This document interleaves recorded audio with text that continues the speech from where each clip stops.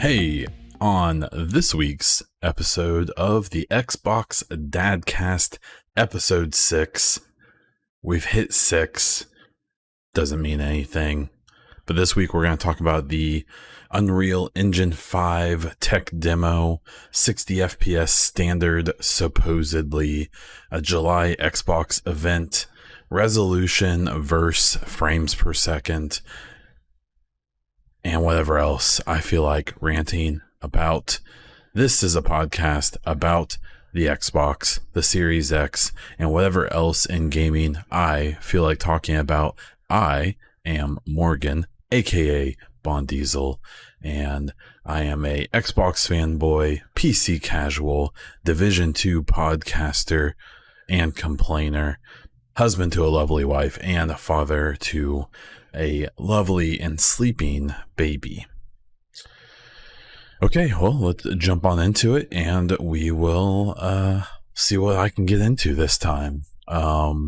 So, the Unreal Engine 5 tech demo. So, through the Summer of Games and Jeff Keighley, we have gotten a really cool look at tech that's going to be very important to video games, probably for the next 7, 8 years, 9 years, 10 years, maybe.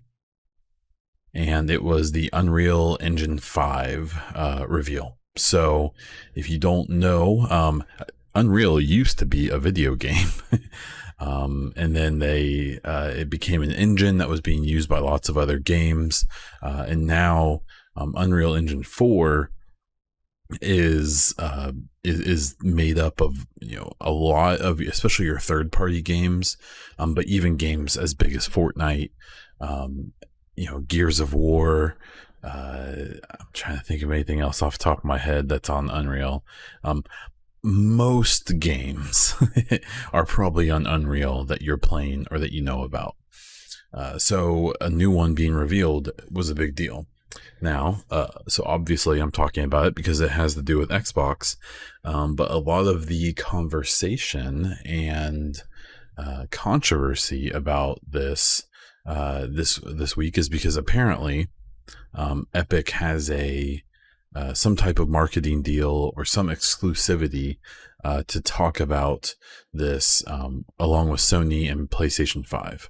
So this week there was a video put out that was a tech demo that was being run on PS5, and it excited a lot of people. Now, for me, I saw the reaction to this tech demo, which really means very little to me. The tech demo for the current gen PlayStation 4 and Xbox One, I remember those tech demos, and games today still don't look that good. So I think it's really cool that we got this new tech demo. I don't expect games to look like that probably ever. Even though I still thought the character model looked awful in that tech demo. So all of the environmental stuff was amazing. The character looked terrible, but I assume that wasn't the focus.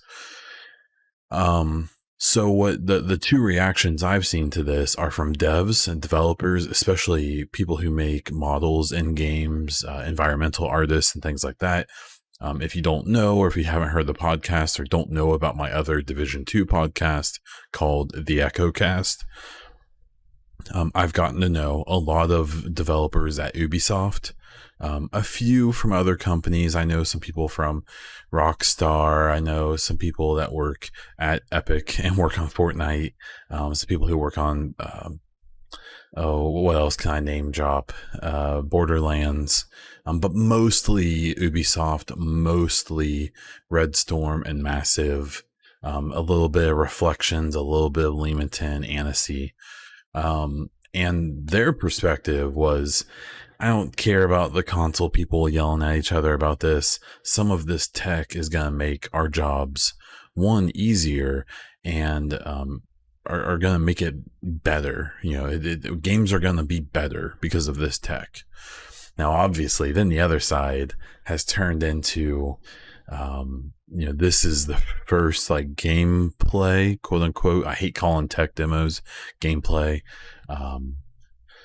But that PS5 is shown before the Ghost of Tsushima the other day. So there's of course the quote unquote console war dunking going on right now. Look how amazing this looks. Probably my favorite thing that's been thrown around is, well, they had to show this on the PlayStation 5 because the Xbox's solid state drive just isn't fast enough, because that's our advantage. PlayStation 5 has a solid state drive that's twice as fast. That's not available even to PC consumers right now. And this tech demo was only able to be shown. So, which, if you're even moderately aware of how computers work and things like that, there's a really good chance that that's not true. Some information that got put out later was that the PlayStation 5, I assume a dev kit that was rendering this tech demo, was doing it at 1440p at 30 FPS without ray tracing. Now, there's some of their own tech being used, Unreal's tech, to do lighting and stuff like that. So it's not technically ray tracing, but it's a similar process. I don't know enough about it, so whatever. Okay, cool. So here's the thing. If say this tech demo can't run on the Xbox, that's concerning for Unreal Engine 5, because Unreal Engine 5 games are going to be, like Gears of War 6, Hellblade 2, I mean, exclusive Series X games are going to be on Unreal Engine 5. So it's going to work perfectly on Xbox Series X, just as it's going to work perfectly on PS5, on PC, on Android, on iOS, on Switch. There was this weird kind of misconception going on. I noticed that people were, I think people maybe who don't understand what Unreal Engine is are kind of involved in the whole stupid console war stuff right now. I think there was some impression that maybe this was, Unreal Engine 5 is PlayStation exclusive or something. But what it seems like, because during the interview that Keighley did, he kind of tried to bait them into being like, oh, but does this also run on Xbox? And Tim Sweeney, I believe, basically avoided it and only said the word Xbox once. And what most speculation has come up with concerning that is that Sony and Epic probably have a very expensive marketing deal where they've agreed to showcase Unreal Engine 5 for at least some time, only on PlayStation. And that he's probably basically just not allowed to comment on how it runs on Xbox Series X, with the most likely answer being exactly the same. If anything, you only really max out something like Unreal Engine 5 and its capability according to what the baseline is. So sure, it's great that the PlayStation 5 has this amazing SSD, but there's a pretty good chance the only games that are going to fully take advantage of that SSD are going to be Sony exclusive games. And probably only ones that are going to be exclusive to PS5. I imagine things like The Last of Us 2, and they're not going to be able to do different draw distances and rendering and things like that. As far as I know, I could be wrong. I don't know The Last of Us's engine. I don't know how it works. So, the fact that this tech demo was running at fairly mediocre, stats itself, kind of lends itself to that. It probably isn't going along with the whole rumors of, it can't run on the Xbox. I suspect the Xbox One could probably run this tech demo, or the PlayStation 4. But what I find more interesting is, and I've only recently come upon the fact that it seems like Keighley is kind of leans one way, or at the very least right now has marketing deals that help him lean a certain way. Obviously not completely. He's, his Game Awards show was the one that revealed the Xbox One, a Series X case and box, what it's going to look like. So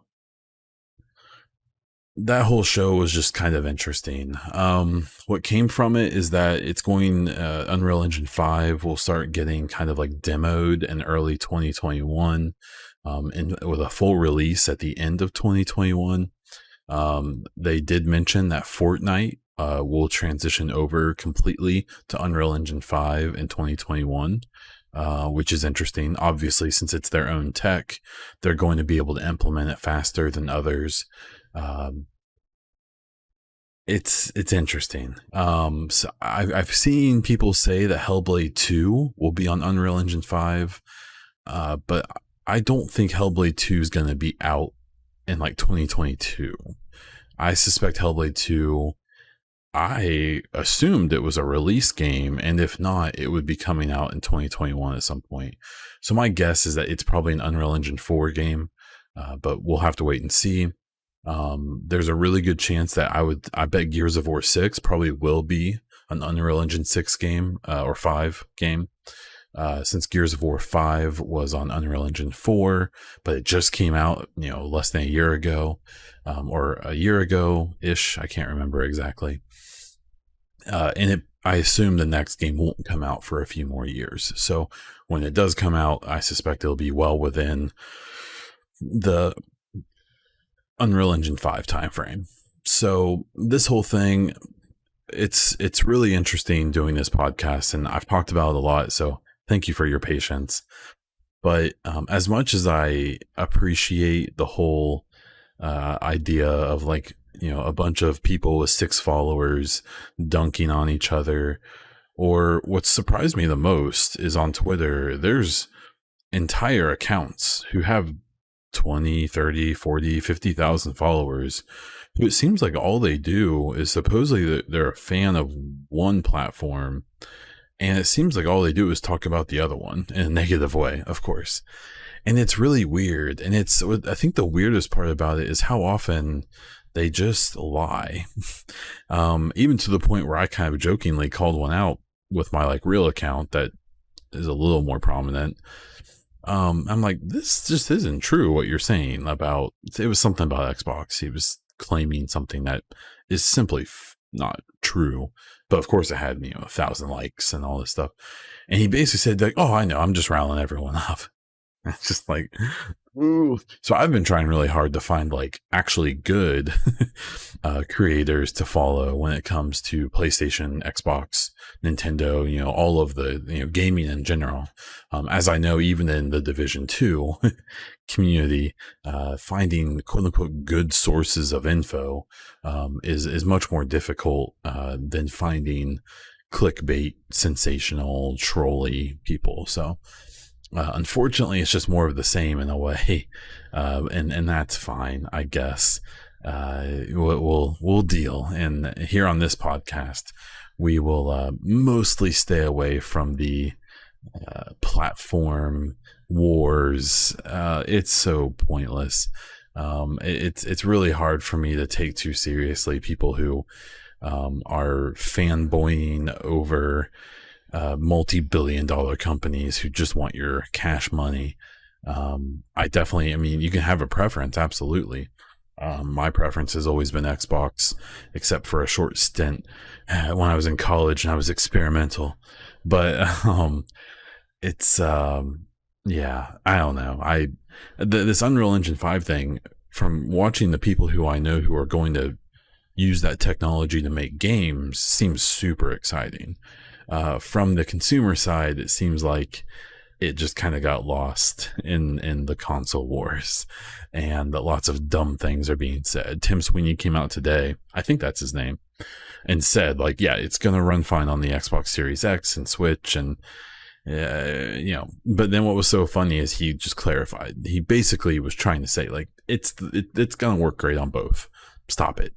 But then of course, I think the top comment next was like, but can the Xbox Series X SSD appropriately run and stream data? It's like, dude, come on. He's putting this to bed. But that's just the way it's going to be. There was a kind of an interesting article I was reading that that said Xbox declares that 60 FPS is the standard, but is not promised. I think that what we're going to find here is that the first party Xbox games, Xbox Studio games, are going to make that their goal, 4K 60. And I'm going to have a whole conversation about that in the speculation time. So I'll try to hold off on that rant as much as I can. But I think what they're trying to say is that, like, hey, we want all of the games on the Series X to be 60 FPS at least in 4K. And that's their goal with the games that they can control. But there is a chance that companies, outside of them won't be able to do that, or just simply don't want to, or whatever, the situation may be. Third-party devs being the main culprit, right? And I think what this comes down to is that, especially cross-generation games on third parties, you have to consider that they're going to be designing these games to work on everything back to the Xbox One original box, which is pretty bad at this point. It's not impressive, to say the least, because it was behind when it came out, and all the way up to, modern gaming PCs. I think with gaming PCs, there's this kind of weird assumption that every gaming PC is a $5,000 juggernaut. I don't think people realize that the average PC, I would argue, is probably about the speed of an Xbox One X. I know everyone that talks about it is talking about their $5,000 rig and their $2,000 video cards and stuff like that. I think the average gamer, I'd be really curious to see the Steam stats and see what like the average CPU speed is, the average GPU that people are using. I bet it's a lot closer to the Xbox One X than it's not, but I'm only speculating. But they have to make these games, this Assassin's Creed Valhalla situation is a good example of a game that needs to work on the original Xbox One all the way up to your nice 4K run-in PC or the Series X or the PS5. And what people don't realize is like a company like Ubisoft, they have multiple games running on the same engines.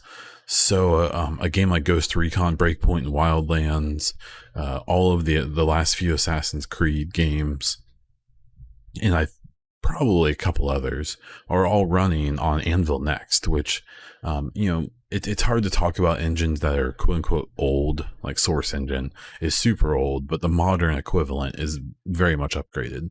But Anvil Next is as old of an engine as you can find in modern gaming.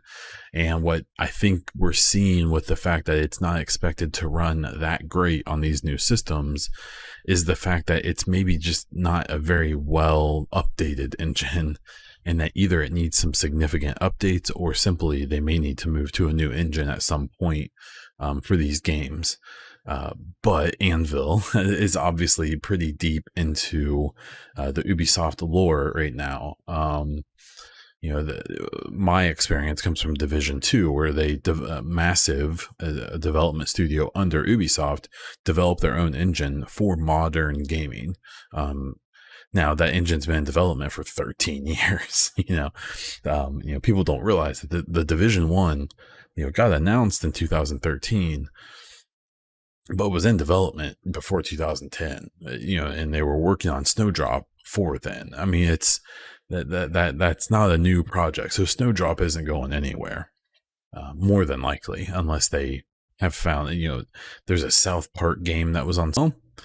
Maybe Microsoft is bold enough to do something like that, because that would be, it would be wild. It would be crazy for them to do that. But something I've said and felt for a while is that if Microsoft has to do more than just be more powerful, quote unquote, this time, because I keep seeing people talk about like, oh, well, Xbox was more powerful in the last gen. It didn't help them. Well, that's not true. The Xbox One released less powerful than the PS4, and it released $100 more because it included the Kinect for some reason. They started off behind, and it definitely didn't help. Now the IP as well didn't help. The fact that Crackdown 2 ended up being a delayed disaster. The fact that Halo 5 is mediocre at best. There obviously were game problems too. But it's not, the Xbox One came out so late in this generation that it is cool that it's more powerful, and that I see tons of people say that for their third party games, the One X is their favorite thing to play games on, as it should be, unless you have a PC and you are playing games that are on PC. But Xbox is gonna, I've basically said that I think they're about 3 or 4 really cool game announcements and a $400 price tag away from not running away with this next gen. That's not gonna happen. Sony has too many good games. They have too much faith in them from their community, that the Xbox's best bet is to reinforce the people who already like them, and to be good and cheap enough that people on the other side are willing to come over and have both a PS5 and an Xbox, or maybe even a few to just buy an Xbox. It's going to be a tough thing, because a lot of the PS5 exclusives are going to be sequels. So you're going to have people who already have a PS4 and want to play all of their favorite games sequels on the PS5, which obviously won't be on the Xbox. So, I really think Xbox has to be shooting for people who want both as much as they are people who are just going to have one. So we'll have to see. But the $399 Xbox, I think it's absolutely a possibility. And if anything, I think it's nearly essential for them to do and take that hit. I mean, they can stomach it more, right?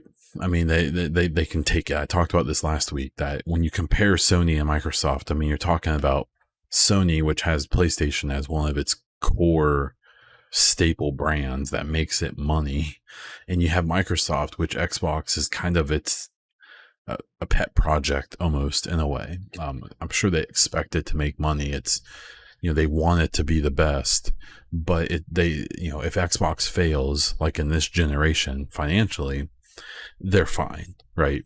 They're making so much money off of their server stuff that they in Windows, I guess, maybe, I don't know, they could probably lose on every system. They could probably sell each system for $100 and they would barely notice in their overall thing, but they aren't going to do that. So I think, seeing more chatter about the $399 Xbox, I still think it's going to be $499, if I'm being honest. But I think the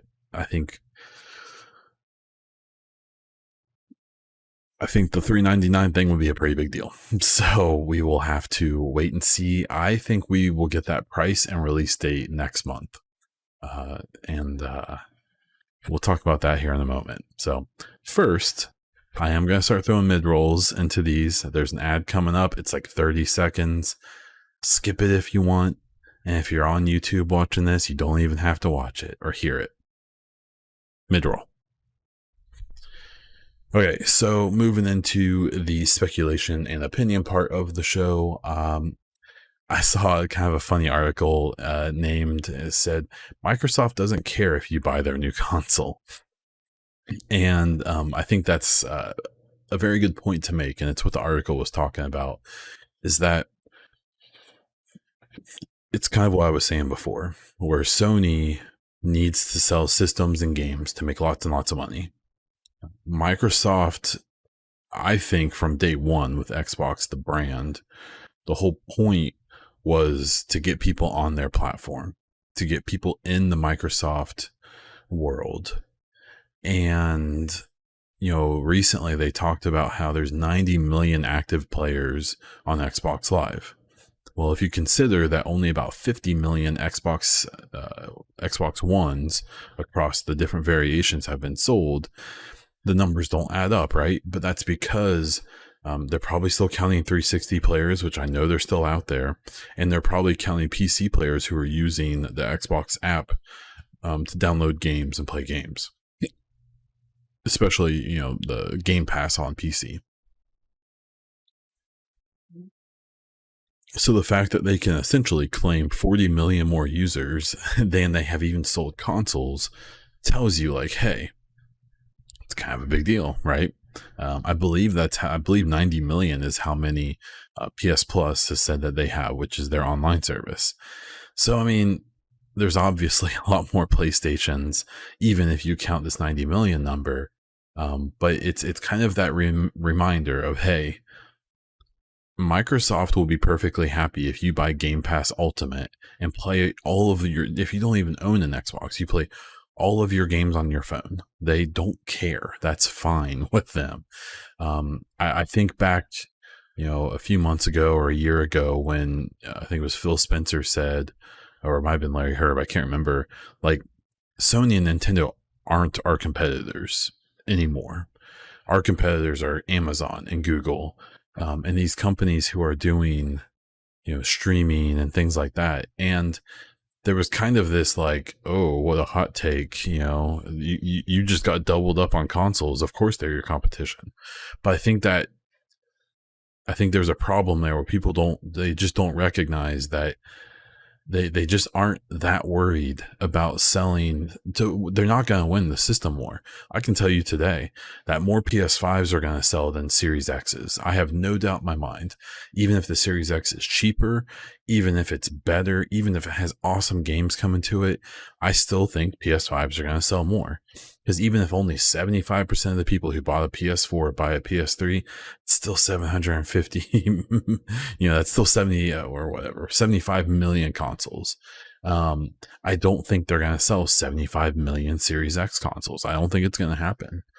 But what I do think they can do is through all of the various ways of them allowing you to connect to their games, that their games can become that popular, that Hellblade 2 can be a game that sells Xbox as much as The Last of Us sells PlayStation, but you may not have to buy an Xbox to play Hellblade 2. And I think that's a concept that people kind of have to wrap their minds around. Moving on from that, just for me, just thinking more and more after seeing this, Ghost of Tsushima, seeing that Unreal Engine 5 and the feedback from that, I think more and more, and as I talk about this, if you're watching the video, Hellblade 2 is playing. The July Xbox event, I think, is going to be super, super important. People don't realize, like, this trailer I'm watching right now, Hellblade 2, this was rendered on the Xbox Series X. And I'm sorry, I didn't see anything in that Unreal demo that looked better than this. This is an incredible tech demo for Unreal Engine 4, more than likely. This face right now that we're seeing and these character models that we're seeing are being rendered in game. Obviously, it's essentially a cinematic, but they did render it in what the actual game is going to be. And I think that showing this, and I can't wait to see this gameplay in July. I hope they need to show like a 5-10 minute, game segment of Hellblade. They need to show probably a 15-20 minute segment of Infinite Halo. They need to probably show Forza to show off all the reflections and the degrading tires and the specs on the windshield and the weather effects. And they're going to need to show some really cool things from a bunch of their games. And I think they can. But I really do think that in June, I think they're going to show more about the system, probably do a deep dive into the Series X, the controller, any peripherals, how it works with your monitors or TVs. And then July, I think, is going to be, here's Halo Infinite. Here's what it actually looks like. And here's a preview to the story. Here's Hellblade 2. Here's, Gears of War Series X version. Here's hopefully 4 or 5 games we haven't heard of. Here's Everwild. This is what Everwild looks like. I'm watching right now the Assassin's Creed trailer. Here's, for the love of God, actual Valhalla gameplay, Series X gameplay, hopefully at more than 30 FPS. But that July event, I think, is essentially make or break for Xbox. for the people who are on the fence, or for the people who like to argue about it, I think if they can provide 2 or 3 really exciting games, they don't need, there doesn't need to be 15 awesome games. That Grounded game with the Honey I Shrunk the Kids game, I think that game's going to be awesome, especially after the last story trailer where there's like aliens or something. There's like some kind of people who are there already. I suspect that game's going to be sweet, but that game's probably not going to sell systems. So they need 2 or 3 tentpole games where it's like, these are the games. Halo Infinite. I think Hellblade 2 is going to reach God of War status. I'm in love with Hellblade. I love that first game. I played it way after it came out, but it like moved me. You know, I essentially got to play that game for free, and I would have paid $60 for that relatively short experience. So if Hellblade 2 is a full-fledged, 30, 40, 50-hour experience that's replayable in some capacity, I mean, that game I think is going to establish itself as a tentpole game for Xbox, as it should. Halo obviously is there. Hopefully something from Gears of War, Forza again. But they need, other than all of those that we already know about, there needs to be like 2 or 3 announcements where people are like, what? Even if they're not releasing when the Xbox does. I think we already have what's coming out with the Xbox. But I mean, if you're talking about like a Fable, Perfect Dark, I mean, that stuff would be great. I think that's really good, and that would hype people up big time. But there needs to be at least 1 or 2 things that we've never heard of before that they show and they look ridiculous. So we'll have to see. We will have to see. And then the final topic I'll cover here is, with the Unreal Engine 5 talk and all of that, something I've felt, because I do play PC games as well, is 4K. This 4K 60 FPS thing is such a buzz thing, in my opinion. It's a PR thing. Here's my perfect scenario for the Series X and the PS5. I hope that with most games, there's an option to play at 1080p with unlocked FPS, maybe up to 100, maybe 120. Let's get real crazy. I hope that there's a 2K option, which is 1440p. In my opinion, and from what I've noticed, that's essentially the standard for PC gaming, because it's a good balance. So 1440p, guaranteed 60 FPS. That's what I would use. If the Series X comes out and you have an option to select 2K resolution and 60 FPS locked, I will play every game for the entire time that console is out on that setting. And then for the people who care, a 4K option with guaranteed 30 FPS, maybe unlocked, so it can go up, maybe to 40, 50, maybe some games will get to 60. Like I said, I think some exclusives will probably do it. They'll make it work somehow. But I think that there's just such a weird obsession with 4K 60. And I think it's partially Xbox's fault, for kind of making that the standard, and maybe not realizing that, that may be their standard. There's going to be a whole lot of games released that are not going to reach that.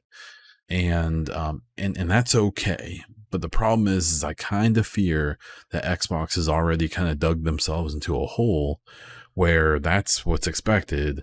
And if it doesn't happen, or if it doesn't work well, it's going to be a problem. So what I'm saying is I really, really, really hope that there's a 1080p 120 FPS, a 1440p 60 FPS, and a 4K 30 FPS like setting in the Series X.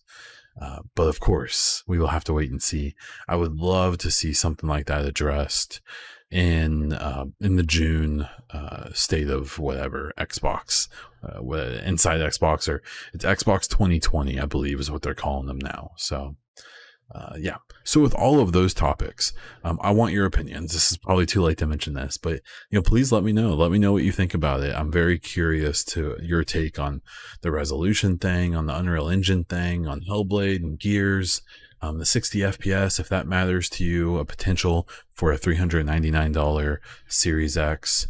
let me know. Let me know on my Twitter. Let me know on the Xbox Dadcast Twitter. Let me know on YouTube. Let me know on my Discord. Wherever you feel like it, let me know. And with that, we don't have any listener questions this week. So if you have any, please check out, you can check out my Twitter. It's at Bondiesel. You can check out the podcast Twitter, which is at Xbox Dadcast. You can check out my Discord. You can leave questions in the YouTube version of this podcast. Let me know. I'm happy to throw them in there and talk about them. With that said, please take a moment to rate this podcast on whatever platform you listen to it on. It does help me get noticed. It helps the show get promoted.